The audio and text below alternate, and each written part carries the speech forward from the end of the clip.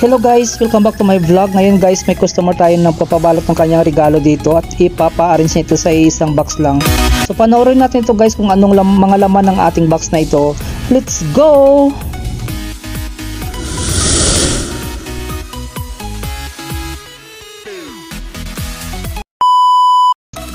Ito na nga yun, yung mga regalo ng ating customer na pinapabalot sa atin. Ito yung mga accessories ng cellphone. Ito yung kanyang casing, tempered glass, tapos yung charger. Yung isang nabalot ko na yun guys is ito yung cellphone. Hindi ko na video kasi huli ko na naalala.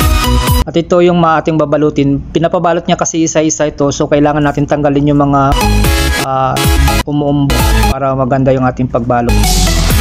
At ito guys, kasama yung mga chocolate na to, i-arrange natin ito sa iisang box. So panoorin natin ito guys kung paano natin in-arrange yung ating mga chocolates at saka mga regalo nito.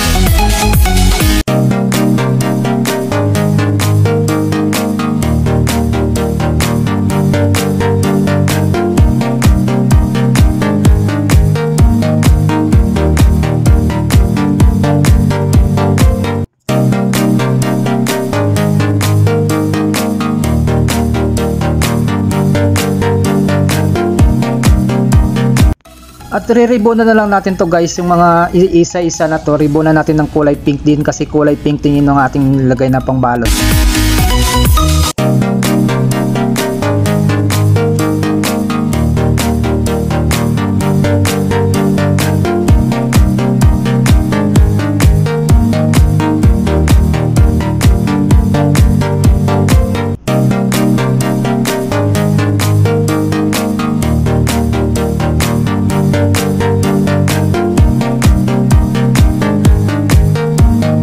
So pagkatapos nating ribbonan ito guys, i-arrange na natin ito sa box na malaki, yung kulay na shape na heart.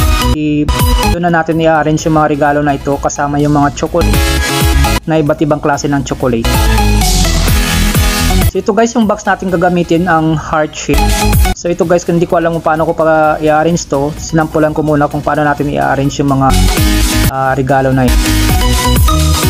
So ito guys, naglagay ako ng shape.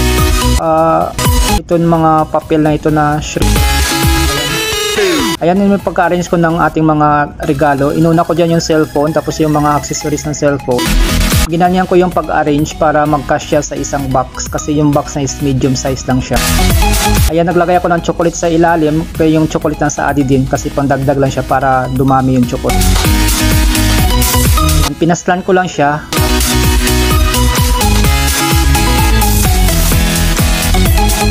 And guys, yung din nilalagay ko is mga chocolate na yan ng sa adi din, and then ayan yung mga chocolate na sari-sari na mixed chocolates yung pinalagay.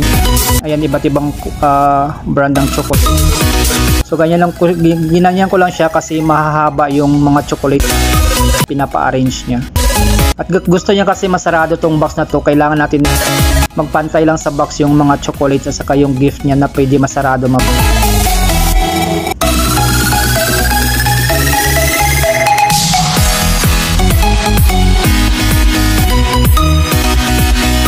And guys, iba't ibang flavor ng mga chocolate, ayan, ina-arrange lang natin yan para magkasya lang siya sa iisang box.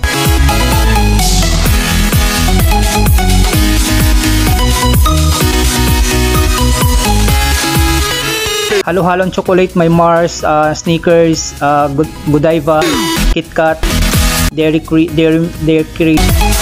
Milk pala, Twix, ayan, mga sari-saring chocolate mix na chocolate nila pinapalagay niya dyan. Sa kanya yung guys, binili niya lang at pinalagay lang dito. So ayan, patapos na yung ating pag-arrange. So ganyan na yung ating arrangement ng chocolate para magkasya lang siya sa isang box. Ayan yung mga niya, ayan. Ganyan lang siya guys yung ating arrange para pang hindi naman siya magulo, 'di ba? Naka-arrange siya talaga. At yun guys, tatakpan na natin yan siya ng cover, tapos i-ribbon na lang natin siya ng red na kulay. So ayan guys, yung ribbon na ating ilalagay, kulay red din siya kasi yung box natin is may red na sa gilid ng heart. So yun lang guys, at lalagyan na natin siya ng ribbon sa taas. Yun lamang guys, maraming salamat sa iyong panonood, and please don't forget to follow, like, share, and subscribe my YouTube channel, JC Esparagusa. Bye bye guys and God bless you all. Hanggang sa muli nating mga videos. Thank you!